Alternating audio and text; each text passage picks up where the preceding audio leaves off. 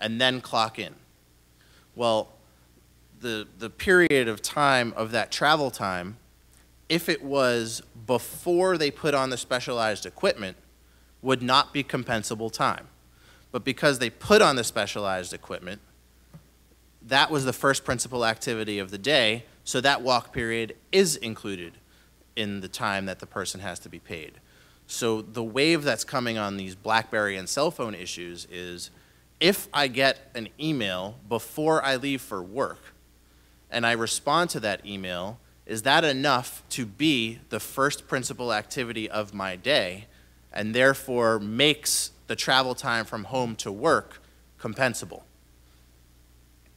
And there's a lot of litigation that's percolating on that, that's getting filed. It's an issue that a lot of companies are worried about and thinking through. So if you have hourly employees who have those sorts of technology or can log in from home before they come into work, you need to really think about whether that's going to be their first principal activity of the day and make a whole lot more time compensable.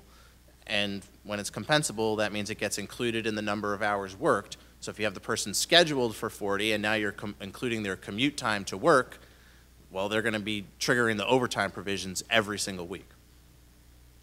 Yes? I think it's going to depend on the frequency with which the person gets these types of emails, whether there's going to be a disciplinary issue if they fail to respond. I mean, if they're doing it for just pure convenience, it's probably not going to be. But if you have a situation where someone is expected to respond promptly, and in the legal industry, there are some people out there who are very demanding and expect you. If you get an email at 2 o'clock in the morning, you're expected to respond at 2 o'clock in the morning. I don't think that's going to be the case with most of these employees, but if there is some expectation that you respond promptly and you are doing that on a frequent basis and you are doing that for long periods of time, I think absolutely that's going to be a first principal activity, and it's going to start triggering the travel time issues. There's probably going to be a push for it, but I don't know how successful it will be, because it's pretty easy. The description I had about the donning and doffing, all you have to do is switch where they get ready.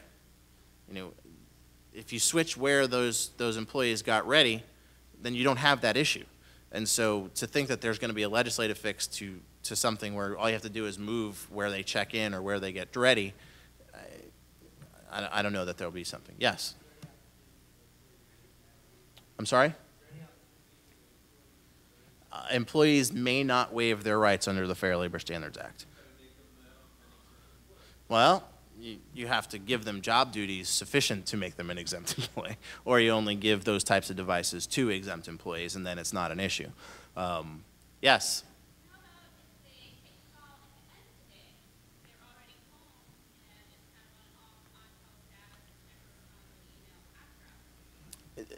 I think that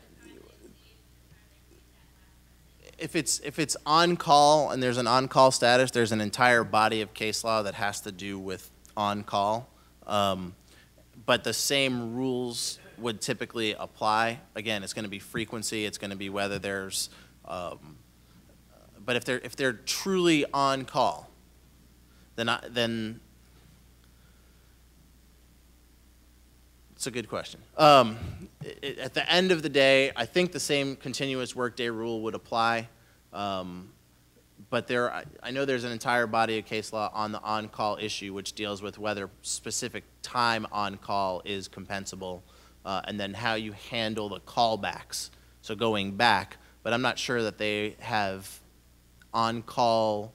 I don't know that there's any case law on the on-call issue that has to do with the compensability of travel time from the work site to your home when you then pick up on-call duties when you get back home. I'm not sure there's case law on that, and I'm not sure how that's playing out. I haven't heard of that yet, but it's an issue that I'm glad to start looking into. Yes?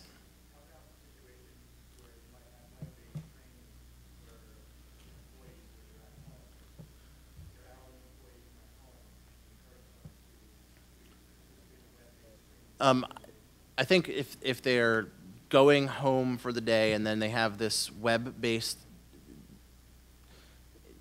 the training time may or may not be compensable, depending on the rules for training time. And that means that they take place outside of normal business hours, that it's not directly related to the job they're currently performing, which really traps, that's really where the rub is. Why do you care that someone is conducting training for a job other than the one they're performing? If they're training for a job that they can be promoted to, that's not the job they're performing. So it's for promotion. But if it's related to the job that they're conducting, that they're doing, then that time is compensable for the training.